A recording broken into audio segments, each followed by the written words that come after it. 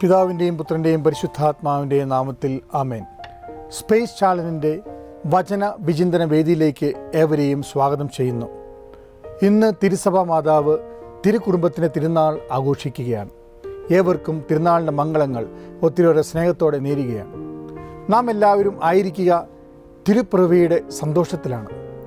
തിരുപ്പിറവി ഒരു കുടുംബത്തെ സംബന്ധിച്ചിടത്തോളം ഐശ്വര്യത്തിൻ്റെ ചിഹ്നമാണ്.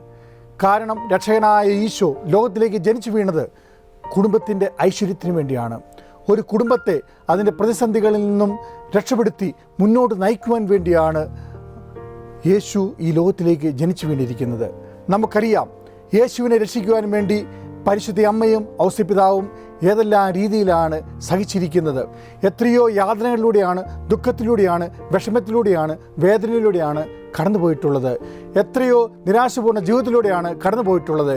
പക്ഷേ ലോകത്തിന് മുഴുവൻ പ്രത്യാശ പകർന്നുകൊണ്ട്, യേശുവിനെ സംരക്ഷിച്ചുകൊണ്ട്, യേശുവിന് വേണ്ടി ജീവിതം മാറ്റിവെച്ചുകൊണ്ട്, യേശുവിനെ വളർത്തിക്കൊണ്ട് കുടുംബത്തിന് മുഴുവനും നല്ലൊരു മാതൃകയായിട്ട് പരിശുദ്ധ അമ്മയും ഔസേപ്പിതാവും തീർന്നിരിക്കുകയാണ്. ഇന്നത്തെ സുവിശേഷത്തിലേക്ക് നോക്കുകയാണെങ്കിൽ നമുക്ക് മനസ്സിലാക്കുവാൻ സാധിക്കും. ഉറക്കത്തിൽ ദൈവത്തിൻ്റെ ദൂതൻ വിശുദ്ധ ഔസേപ്പിതാവിനോട് പറയുകയാണ്, കുഞ്ഞിനെയുമായിട്ട് ഈജിപ്തിലേക്ക് പലായനം ചെയ്യുക, കുഞ്ഞിനെയുമായിട്ട് ഈജിപ്തിലേക്ക് പലായനം ചെയ്യുക. എത്രയോ ദീർഘദൂരമാണ് സഞ്ചരിക്കേണ്ടത്. എത്രയോ യാതനകളിലൂടെ, കഷ്ടപ്പാടിലൂടെ, ഉറക്കമില്ലാത്ത രാത്രികളിലൂടെ അവർ കടന്നുപോയിട്ടുണ്ട്. എങ്കിലും ദൈവത്തിൻ്റെ ദൂതൻ പറഞ്ഞതനുസരിച്ച് ഔസേപ്പിതാവ് അനുസരിക്കുകയാണ്. അമ്മയെയും ശിശുവിനെയും കൊണ്ട് ഈജിപ്തിലേക്ക് പോകുകയാണ്. അതിനുശേഷം ഹെറോദോസിനെ വന്ന ശേഷം വീണ്ടും സന്ദേശം ലഭിക്കുകയാണ്, അവിടുന്ന് തിരിച്ചു പോകുക. പ്രിയ സഹോദരീ സഹോദരന്മാരെ, യേശുവിനെ സംരക്ഷിക്കുവാൻ വേണ്ടി, യേശുവിനെ നിലനിർത്തുവാൻ വേണ്ടി, യേശുവിനെ ഒരു രക്ഷകനായിട്ട് ഈ ലോകത്തിന് കൊടുക്കുവാൻ വേണ്ടി പരിശുദ്ധ അമ്മയും മറിയ ഔസേപ്പിതാവും നല്ലൊരമ്മയും നല്ലൊരപ്പനും എത്രയോ വലിയ സഹനത്തിലൂടെയാണ് കടന്നുപോയിരിക്കുന്നത്. യേശുവിൻ്റെ സാന്നിധ്യമാണ് ഒരു കുടുംബത്തെ തിരുക്കുടുംബമാക്കുന്നത്. നമുക്കറിയാം, കാനായിലെ കല്യാണത്തിൽ വെള്ളം തീർന്നു പോയപ്പോൾ വെള്ളത്തെ വീഞ്ഞാക്കിക്കൊണ്ട് വലിയൊരു ദുരന്തം മാറ്റിക്കൊടുത്തുകൊണ്ട് ആ കുടുംബത്തിന് സന്തോഷം പകർന്ന വളരെ വലിയൊരു അനുഭവത്തെക്കുറിച്ച് നമ്മൾ വായിച്ചിട്ടുണ്ട്. നമുക്കറിയാം, യേശുവിൻ്റെ സാന്നിധ്യം മാത്രമാണ് ആ അനുഭവത്തിന് കാരണമായിട്ടുള്ളത്. പ്രിയ സഹോദരീ സഹോദരന്മാരെ, നമ്മുടെയൊക്കെ കുടുംബത്തിൽ യേശുവിൻ്റെ സാന്നിധ്യമുണ്ടെങ്കിൽ അവിടെ അത്ഭുതങ്ങളുണ്ടാകും, അവിടെ അനുഗ്രഹങ്ങളുണ്ടാകും. പക്ഷേ ആധുനിക ലോകത്ത് യേശുവിൻ്റെ സാന്നിധ്യം കുടുംബങ്ങളിൽ നിന്നും മറഞ്ഞു പോയിക്കൊണ്ടിരിക്കുകയാണ്. കാരണം എന്താണ്? പ്രാർത്ഥന, വിശ്വാസം കുടുംബത്തിൽ നിന്നും ദൂരെ മാറിപ്പോയിക്കൊണ്ടിരിക്കുകയാണ്. 10-20-30 വർഷങ്ങൾക്ക് മുമ്പ് നമ്മുടെയൊക്കെ കുടുംബങ്ങളിൽ വളരെ നല്ലൊരു സംസ്കാരമുണ്ടായിരുന്നു. സന്ധ്യയാകുമ്പോൾ വിളക്ക് കത്തിച്ച് പ്രാർത്ഥിക്കുന്ന സുന്ദരമായൊരു സംസ്കാരം, ജപമാല കയ്യിലേന്തി കണ്ണീരൊഴുക്കി മുട്ടുകുത്തി പ്രാർത്ഥിക്കുന്ന അപ്പൻ്റെയും അമ്മയുടെയും കുഞ്ഞുങ്ങളുടെയൊക്കെ രംഗം നമ്മുടെ മനസ്സിലുണ്ട്. പ്രിയ സഹോദരീ സഹോദരന്മാരെ, ഇന്ന് ആ രംഗങ്ങൾ മാറി പോയിക്കൊണ്ടിരിക്കുകയാണ്. പ്രാർത്ഥനാ സംസ്കാരത്തെ ഒരു സിനിമാ സംസ്കാരം, ഒരു സീരിയൽ സംസ്കാരം, ഒരു പാർട്ടി സംസ്കാരം, ഒരു ഫാമിലി ഫ്രണ്ട് സംസ്കാരം വിഴുങ്ങിക്കളഞ്ഞിരിക്കുകയാണ്. പ്രാർത്ഥനാ സംസ്കാരം കുടുംബത്തിൽ നിന്നും മാറി മറിഞ്ഞു പോകുമ്പോൾ നമുക്ക് നഷ്ടപ്പെടുന്നത് യേശുവിനെയാണ്, യേശുവിൻ്റെ സാന്നിധ്യത്തെയാണ്, യേശു നമുക്ക് നൽകുന്ന അനുഗ്രഹത്തെയാണ്, യേശു നമുക്ക് നൽകുന്ന അത്ഭുതത്തെയാണ് നമുക്ക് നഷ്ടപ്പെട്ടു പോയിക്കൊണ്ടിരിക്കുന്നത്. അതുകൊണ്ട് ആ അനുഭവത്തെ തിരിച്ചു പിടിക്കുവാനായി തിരുസഭ ഇന്ന് ആഘോഷിക്കുകയാണ് തിരുക്കുടുംബത്തിൻ്റെ തിരുനാൾ. നമ്മുടെ പ്രാർത്ഥനാ സംസ്കാരം തിരിച്ചു പിടിക്കുവാനായി, നമ്മുടെ വിശ്വാസത്തിൻ്റെ ആ പൈതൃകം തിരിച്ചു പിടിക്കുവാനായി, നമ്മുടെയൊക്കെ മാതാപിതാക്കന്മാർ തങ്ങളുടെ ജീവിതത്തിലൂടെ, തങ്ങളുടെ സഹനത്തിലൂടെ, തങ്ങളുടെ വിയർപ്പിലൂടെ നമുക്ക് പകർന്നു തന്ന വിശ്വാസം തിരിച്ചു പിടിക്കുവാനായി തിരുസഭാ മാതാവ് ഇതാ നമുക്ക് തിരുക്കുടുംബത്തിൻ്റെ തിരുനാൾ നൽകിയിരിക്കുകയാണ്. നമ്മുടെയൊക്കെ പ്രിയപ്പെട്ട അമ്മച്ചിമാർ, വിശുദ്ധ ചാവർപിതാവ് പറയുന്നത് പോലെ, അമ്മിഞ്ഞ പാലിനോടൊപ്പം വിശ്വാസം നമുക്ക് പകർന്നു നൽകി. ആ വിശ്വാസമാണ് നമ്മുടെ കരുത്ത്, ആ വിശ്വാസമാണ് നമ്മുടെ ശക്തി. അത് ഏതൊരു വ്യക്തിയിലേക്കോ, ഏതൊരു സംഘടനയിലേക്കോ, ഏതൊരു പ്രതിസന്ധിയിലേക്കോ ഒതുക്കി നിർത്താൻ പറ്റുന്നതല്ല ആ വിശ്വാസം.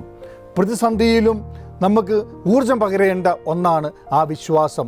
തലമുറകൾ തോറും നമ്മൾ കൈമാറുന്ന ആ വിശ്വാസം, ആ വിശ്വാസത്തെ മുറുകെ പിടിക്കുവാനാണ് ഇന്ന് തിരുസഭാ മാതാവ് നമ്മോട് ആഹ്വാനം ചെയ്യുന്നത്. ഒരു ഗുരു ദീർഘനാളത്തെ പരിശീലനത്തിന് ശേഷം തൻ്റെ ശിഷ്യന്മാരെ വിളിച്ചിട്ട് അദ്ദേഹം ഇപ്രകാരം പറഞ്ഞു, നിങ്ങളുടെ പരിശീലനം അവസാനിച്ചിരിക്കുകയാണ്, ഞാൻ നിങ്ങളെ പുറം ലോകത്തേക്ക് വിടുകയാണ്. ഒരു ചെറു കഥ അദ്ദേഹം പറയുകയാണ്. അദ്ദേഹം പറഞ്ഞു, ഒരു പുലി വിശന്നപ്പോൾ ഒരു മുയലിനെ ഇട്ട് ഓടിക്കുകയാണ്. മുയൽ വേഗം പുലിയിൽ നിന്ന് രക്ഷപ്പെടുവാനായി ഓടിക്കൊണ്ടിരിക്കുകയാണ്. പുലിയാണെങ്കിൽ വളരെ വേഗത്തിൽ മുയലിന് പുറകെ ഓടുകയാണ്. പക്ഷേ പുലി സർവ്വശക്തിയും ഉപയോഗിച്ച് ഓടിയിട്ടും മുയലിനെ പിടിക്കുവാൻ സാധിക്കുന്നില്ല. ഒരു ദിവസം കഴിഞ്ഞു, 2 ദിവസം കഴിഞ്ഞു, ഒരാഴ്ച കഴിഞ്ഞു, 2 ആഴ്ച കഴിഞ്ഞു, മാസങ്ങൾ കഴിഞ്ഞു. എന്നിട്ടും പുലിക്ക് മുയലിനെ പിടിക്കുവാൻ സാധിക്കുന്നില്ല. അവസാനം ക്ഷീണിതനായി, വളരെയധികം വ്യസനത്തോടെ, നിരാശനായി മുയലിൻ്റെ കൂടിൻ്റെ അരികിൽ ചെന്ന് പുലി മുയലിനോട് ചോദിക്കുകയാണ്, അല്ലയോ മുയലേ, എനിക്ക് ആ മാജിക്ക് പറഞ്ഞു തരൂ. എന്താണ് ഈ മാജിക്കിൻ്റെ രഹസ്യം? ഞാൻ ഇത്രയേറെ ആരോഗ്യ ദൃഢഗാത്രനായിട്ടും നിന്നെ ഓടിച്ചിട്ട് എനിക്ക് പിടിക്കുവാൻ സാധിക്കുന്നില്ല. നിന്റെ ശരീരം എത്രയോ ദുർബലമാണ്, നിനക്ക് എൻ്റെ അത്രയും ആരോഗ്യമില്ല. പക്ഷെ എന്തു മാജിക്കാണ് നിന്നെ നയിക്കുന്നത്? നീ എന്തു മാജിക്കാണ് എന്നിൽ പ്രയോഗിച്ചിരിക്കുന്നത്? എന്തുകൊണ്ടാണ് എനിക്ക് നിന്നെ പിടിക്കുവാൻ സാധിക്കാത്തത്? അപ്പോൾ മുയൽ സുസ്മേരവദനായി പറയുകയാണ്, നീ എന്നെ ഒരു ദിവസമല്ല, ഒരാഴ്ചയല്ല, ഒരു മാസമല്ല, വർഷങ്ങളോളം ഇട്ട് ഓടിച്ചാലും നിനക്ക് എന്നെ ഒരിക്കലും പിടിക്കുവാൻ സാധിക്കുകയില്ല. കാരണം ഇതാണ്, നീ ഓടുന്നത് നിന്റെ ഭക്ഷണത്തിന് വേണ്ടിയാണ്, പക്ഷേ ഞാൻ ഓടുന്നത് എൻ്റെ ജീവന് വേണ്ടിയാണ്. നീ ഓടുന്നത് നിന്റെ ഭക്ഷണത്തിന് വേണ്ടിയാണ്, പക്ഷേ ഞാൻ ഓടുന്നത് എൻ്റെ ജീവന് വേണ്ടിയാണ്. പ്രിയ സഹോദരീ സഹോദരന്മാരെ, നമ്മുടെയൊക്കെ കുടുംബജീവിതത്തിലേക്ക്, സമൂഹ ജീവിതത്തിലേക്ക്, സന്യാസ ജീവിതത്തിലേക്ക്, സമർപ്പിത ജീവിതത്തിലേക്ക് നമ്മൾ തിരിഞ്ഞു നോക്കുമ്പോൾ നമ്മൾ ചിന്തിക്കേണ്ട ഒരു കാര്യം, ഞാൻ ഓടുന്നുണ്ട്, പക്ഷെ ഞാൻ ഓടുന്നത് ആരുടെ പുറകെയാണ്? ഭക്ഷണത്തിന് പുറകെയാണോ? സൗന്ദര്യത്തിന് പുറകെയാണോ? സമ്പത്തിൻ്റെ പുറകെയാണോ? വ്യക്തികളുടെ പുറകെയാണോ? അതോ ഞാൻ ഓടുന്നത് എൻ്റെ വിശ്വാസത്തിന് വേണ്ടിയാണോ? പ്രാർത്ഥനയിൽ നിന്നും ആർജിച്ചെടുക്കുന്ന ആ ഊർജം കൊണ്ട് ഓടുവാൻ എനിക്ക് സാധിക്കണം. മുന്നോട്ട് ഓടുവാൻ സാധിക്കണം. സമ്പത്തിന് പുറകെ ഓടുന്നവർക്ക്, സൗന്ദര്യത്തിന് പുറകെ ഓടുന്നവർക്ക്, സുഖലോലുപയുടെ പുറകെ ഓടുന്നവർക്ക് അത് കിട്ടിക്കഴിയുമ്പോൾ അവർ ഓട്ടം അവസാനിക്കും. പക്ഷേ പ്രിയ സഹോദരീ സഹോദരന്മാരെ, വിശ്വാസത്തിന് വേണ്ടി ഓടുന്നവർക്ക്, പ്രാർത്ഥനയ്ക്ക് വേണ്ടി ഓടുന്നവർക്ക്, ആധ്യാത്മികതയ്ക്ക് വേണ്ടി ഓടുന്നവർക്ക്, സത്യത്തിന് വേണ്ടി ഓടുന്നവർക്ക് അവസാന ശ്വാസം വരെ ഓടുവാനുള്ള ശക്തി, കരുത്ത്, വിവേകം, ആധ്യാത്മിക ഊർജം ദൈവം തമ്പുരാൻ നൽകും.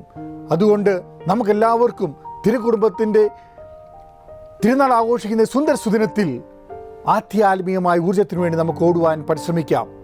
ബോബി ജോസ് കട്ടിക്കാടച്ചൻ്റെ ഒരു ചിന്ത മനസ്സിലേക്ക് കടന്നു വരികയാണ്.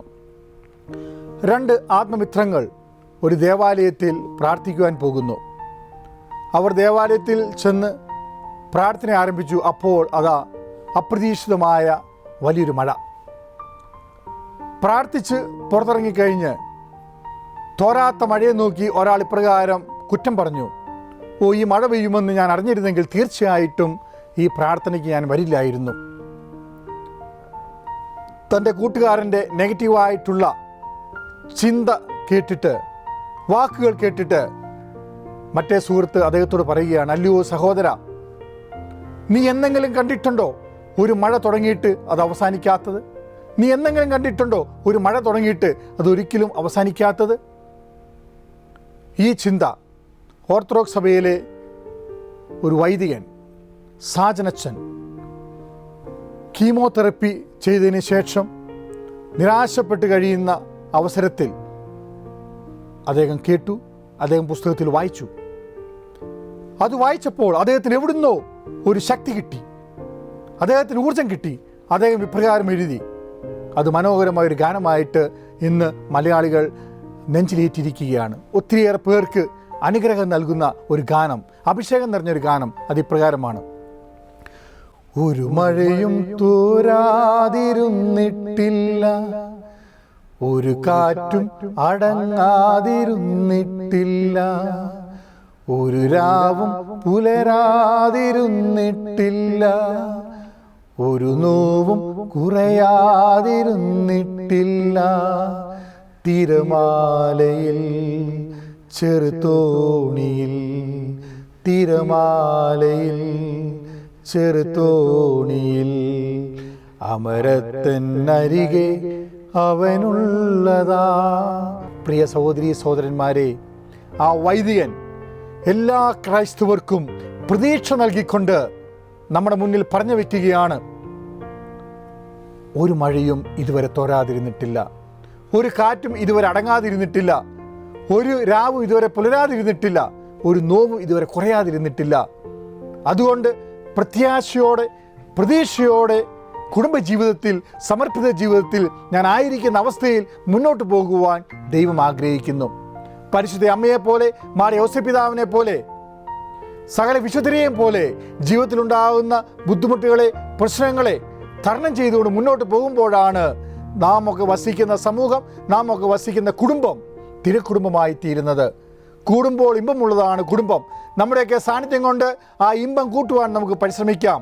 അതിനുവേണ്ടി വിശ്വാസത്തിനു വേണ്ടി നമുക്ക് ഓടാൻ സാധിക്കണം. വിശ്വാസത്തിനു വേണ്ടി ഓടുന്നവർ താമസിക്കുന്ന സമൂഹമാണ് കുടുംബമായി തീരുന്നത്. അവിടെയാണ് മാധുര്യം നമ്മൾ അനുഭവിക്കുന്നത്. അതുകൊണ്ട് പ്രിയ സഹോദരീ സഹോദരന്മാരെ, സമ്പത്തിൻ്റെയോ സൗന്ദര്യത്തിൻ്റെയോ സുഖലോലുപതയുടെയോ പുറകെ അല്ല, വിശ്വാസത്തിനു വേണ്ടി ഓടുവാൻ നമുക്ക് സാധിക്കണം. ഭക്ഷണത്തിന് പുറകെ അല്ല, വിശ്വാസത്തിനു വേണ്ടി ഓടുവാൻ നമുക്ക് സാധിക്കണം. അവസാന ശ്വാസം വരെ ഓടുവാൻ നമുക്ക് സാധിക്കണം. അപ്പോൾ യേശു നമ്മോട് പറയും, അല്ലയോ നല്ല ദാസൻ, നിനക്ക് വേണ്ടി ഒരുക്കിയിരിക്കുന്ന ആ സ്വർഗീയ സമ്മാനത്തിന് നീ അർഹനാകുക. പിതാവിൻ്റെയും പുത്രൻ്റെയും പരിശുദ്ധാത്മാവിൻ്റെയും നാമത്തിൽ ആമേൻ.